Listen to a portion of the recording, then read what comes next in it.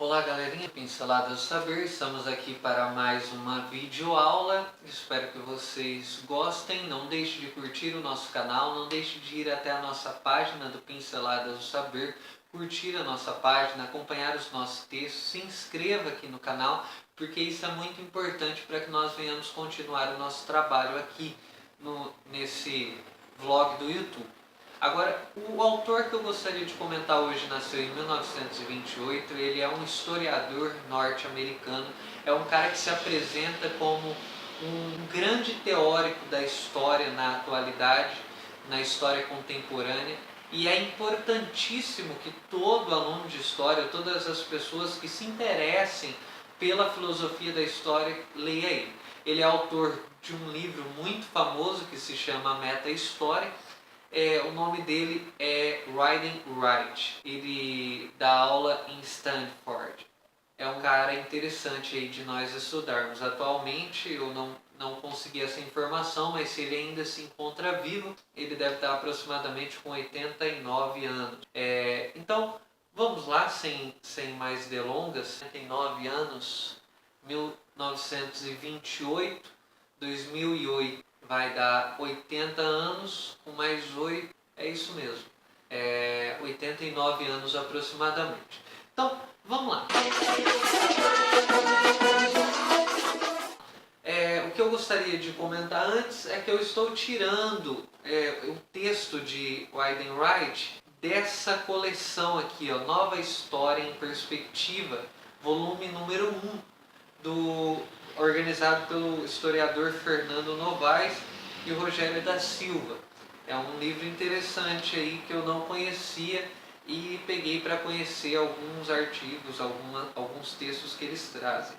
O texto em questão que eu gostaria de trabalhar com vocês, do autor, do Wyden Wright, é um texto de um livro dele que se chama A Questão da Narrativa na Teoria da História Contemporânea, de 1987. O texto, o capítulo que foi publicado então na Nova História em Perspectiva, se chama A Questão da Narrativa na Teoria Histórica Contemporânea. Agora, o que é interessante da gente observar então nesse texto? Esse vídeo, propriamente, não é um vídeo que eu sei muito sobre o autor, que eu conheço o autor, não. Eu estou trabalhando com a obra que eu li dele, especificamente dele, então eu estou falando dele exatamente, sem nenhum tipo, vamos dizer assim, de influência ou algo do tipo. Eu sei, como todos que passam por alguma hora na história, que a narrativa ou a narração é um fator interessante dentro dos debates da historiografia, sobretudo se nós formos falar com relação à história propriamente oral. É um debate que se insere dentro das questões históricas, né? Então o que eu gostaria de dizer é o seguinte: como não é um autor que eu tenho propriedade, eu vou recorrer às minhas anotações aqui, porque para mim é muito importante.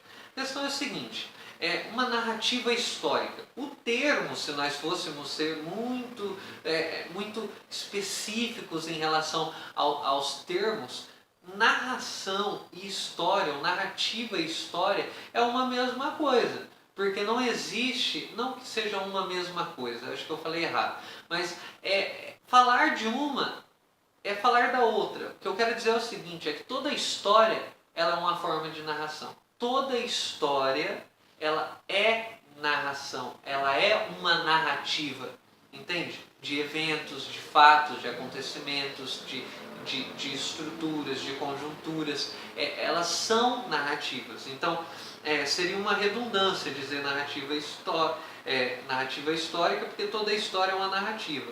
A história em si, o passado, enquanto o que passou, ele não existe mais. O que existe são narrativas acerca do passado. Então, ele vai trazer para a gente que a narrativa, na teoria da história, passa pelo menos por 4 grupos que têm predisposições ou têm ideias acerca da narrativa dentro da teoria histórica. Aí ele vai dizer então, o primeiro grupo seria um grupo de filósofos anglo-americanos, ele cita mais autores, mas eu vou citar apenas os que eu já tinha escutado. Ele cita então, dentro desses filósofos anglo-americanos, o Gray e o Danto. Então ele vai dizer que dentro dessa perspectiva desses filósofos anglo-americanos, eles tentam ver na narrativa um conhecimento. Eles tentam ver de alguma forma um conhecimento dentro da narratividade. Agora ele vai dizer assim, então a narrativa ela é apropriada dentro da ideia desses camaradas para explicar os grandes processos históricos. Então a narrativa ela serve sim para explicar grandes processos históricos. Aí ele vai dizer que tem outro grupo que vê a narrativa histórica dentro da teoria da história ou da historiografia como algo diferente do que os filósofos anglo-americanos, que são um povo mais voltado para um sociocientificismo. Ele vai dizer que seria então a escola francesa, com o seu principal apogeu na escola dos análises. Ele cita então Braudel e Legoff. Esses daí vão dizer que a narrativa estará então em oposição ao que é científico. Se a ciência ou a história da ciência ou a ciência da história, a ciência da história se pretende de alguma forma ser uma ciência, né? Ela deveria então extirpar a narrativa, porque história e narrativa são duas coisas distintas, são duas coisas que não combinam. Colocar narrativas dentro da historiografia é algo que não é, vamos dizer assim, muito tolerável. Ele vai dizer que tem um terceiro grupo, que são os filósofos da literatura, né, mais voltados ao estudo dos discursos, das linguagens. Aí ele cita o Barthes, cita o Foucault, cita o Derrida. Então ele vai dizer o seguinte, que para esses camaradas, então, a narrativa é uma espécie de código, é uma espécie de um discurso, é um código, um discurso, entre outros discursos que existem. Então, a narrativa nesse sentido, para a teoria da história, é importante? Eles vão dizer, pode ser importante para explicar a realidade, para explicar os eventos históricos e para explicar não as estruturas, mas explicar os acontecimentos históricos, como também pode não ser importante. Depende então da função, depende da sua problematização, depende de uma série de fatores para a narrativa ser importante e relevante no seu estudo ou então não ser. E tem um quarto tipo que ele vai dizer que são os filósofos mais voltados à hermenêutica. Ele cita então Ricoeur, Ricoeur, né, que eu particularmente não tenho afinidade com expressões, tá, em dizer os nomes, então Ricoeur, né, e Gadamer, que então nesse pensamento a narrativa seria então uma manifestação de uma consciência temporal específica. Então a narrativa é a expressão, a manifestação da consciência daquele povo naquele determinado momento de sua história. Então, existem essas quatro histórias ou essas quatro maneiras de enxergar a narrativa dentro da teoria da história.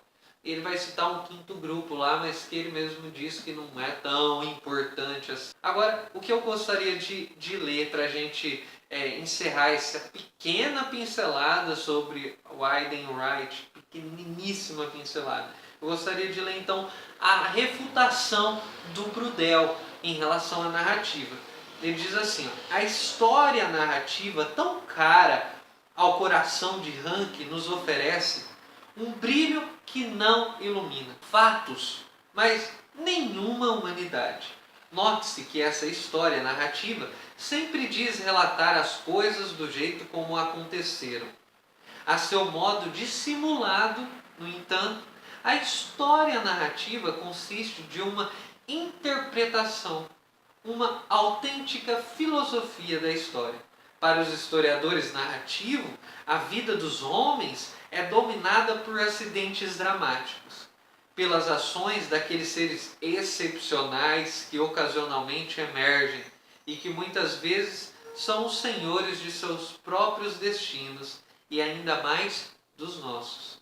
E quando falam em história geral, estão falando realmente do intercurso desses destinos excepcionais, pois obviamente cada herói precisa ser confrontado por outro. Uma falácia, como todos sabemos. Ou seja, para Brudel, essa história narrativa é literalmente uma falácia, é uma história que não tem fundamento. Lembra que eu disse para vocês, então, desse posicionamento sociocientífico da escola francesa, da escola dos análises, que vê, de alguma forma, uma oposição entre a narrativa e a história, ou a historiografia? Então, ele vai dizer o seguinte também. Vai dizer que os análises eles têm uma rixa com esses historiadores que aceitam as narrativas como um fator importante para a construção e elaboração de um discurso histórico. Ele vai dizer o seguinte, que a história dos análises, sobretudo com o seu principal expoente, acredito eu, que seja o Fernand Braudel, ela tem uma peculiaridade, um amor maior, vamos dizer assim, um apego maior, uma empatia maior pela história das longas durações, e então uma história mais econômica, mais impessoal, uma história que se queira mais impessoal e de certa forma mais científica. Então ele vai dizer que a crítica dos análises em relação à história narrativa é que a história narrativa é de certa forma mais romanesca e ela é mais dramatizadora, né? Ela é uma história mais romanesca e mais dramatizada e tudo mais. E aí então White vai se defender. Ele vai se defender dessa crítica da história narrativa. Ele vai dizer assim, então, lendo na íntegra. É difícil saber o que fazer com esse estranho acúmulo de opiniões. Eu dei 4 aqui que ele colocou. Pode-se narrativizar sem dramatizar, como o todo da literatura modernista demonstra. E dramatizar sem teatralizar, como o teatro moderno de Pirandello e Brecht deixa muito claro. Então, como alguém pode condenar a narrativa nos termos de seus efeitos novelísticos? Suspeita-se que não seja a natureza dramática dos romances a questão, mas um desagrado por um gênero de literatura que coloca os agentes humanos mais do que os processos impessoais no centro de interesse e sugere que esses agentes têm algum controle significativo sobre seus destinos. Ou seja, basicamente o que o Wright está dizendo é o seguinte: a crítica então não é em relação ao seu fator novelístico, romanesco ou dramático, porque dá para dramatizar sem teatralizar e dá para teatralizar sem ser propriamente algo novelístico ou dramático, algo do tipo. Dá para a gente fazer isso de outra forma. Então a crítica é em si a um gênero literário que a história não quer ter, porque de alguma forma a desaproxima ela de uma ciência propriamente dita. Ele vai dizer, mas gente, vamos ser sinceros, né? Toda história ou toda narração ela parte de um ser humano. E é isso que ele está dizendo. Vocês estão querendo dizer o quê? Vocês estão querendo dizer, o que vocês estão criticando é que a história narrativa coloca um agente humano. Então não existe mais fatos, não existe mais uma história propriamente dita. O passado ele não existe mais. O que existe é o que eu, enquanto historiador, reconstruo, elaboro e discurso acerca do passado. E falo e narro acerca do passado. É isso que ele está dizendo. É aí que vocês estão criticando, né? Vocês estão fazendo polêmica e não propriamente uma discussão epistemológica e teórica ou algo do tipo. Então, depois ele vai citar cada corrente histórica dessa, vai tratar sobre as correntes históricas e como é que elas se posicionam em relação à narração, que é um trabalho mais historiográfico, pesado, para dizer a verdade para vocês. E lá para o final ele vai dizer o seguinte, que existe então um debate entre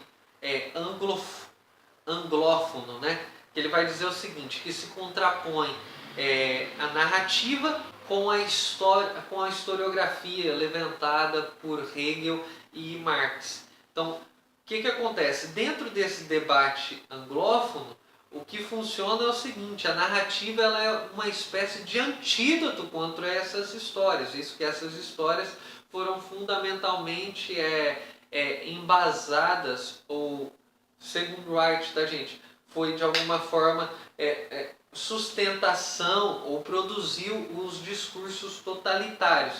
Então, ele vai dizer o seguinte, que a narrativa dentro desse debate anglófono foi de alguma forma um remédio para prevenir esse tipo de história, desse tipo de história totalizante, totalitária, né? Aí ele vai responder pra gente, e isso eu acho que é um importante Riding Wright, se você chegou até aqui você vai pegar a melhor parte, que é o seguinte, para Riding Wright, ele responde pra gente, o que é narrativa?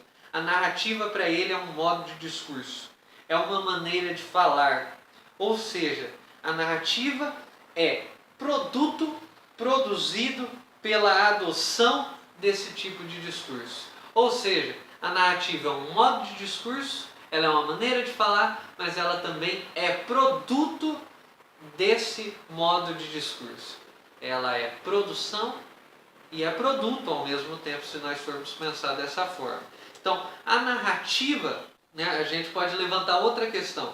A narrativa faz parte da ficção e também faz parte do mítico. Isso não, de alguma forma, descredibilizaria a historiografia? Seria possível fazer uma história do imaginário e essa história do imaginário não anularia a história do real? Aí ele responde pra gente, é possível produzir um discurso imaginário sobre os acontecimentos reais que pode não ser menos verdadeiro do que ser imaginário. Repito, é possível produzir um discurso imaginário sobre os acontecimentos reais que pode ser menos, ou que pode não ser menos verdadeiro por ser imaginário. Não é porque o discurso é imaginário sobre eventos reais que ele necessariamente vai ser irreal. Ele pode ser tão verdadeiro quanto a própria realidade, vamos dizer assim, né? Então, até porque a realidade enquanto um passado, ela já não existe mais. E ele vai dizer, a discussão, então, ou melhor, ele vai dizer, tudo depende de como se elabora a função da faculdade de imaginar na natureza humana. Depende de como você está contando, de como você está narrando a história, né? E aí ele termina dizendo assim, então a discussão não seria propriamente entre narrativa ou qualquer coisa do tipo que as escolas estão debatendo, mas a discussão seria então em função da imaginação na produção de uma verdade humana, né? A função, a relevância, o papel da imaginação na produção de uma verdade. Gente, esse vídeo não é um vídeo, como eu disse para vocês, que eu tenho propriamente um arcabouço teórico a ponto de falar muito bem.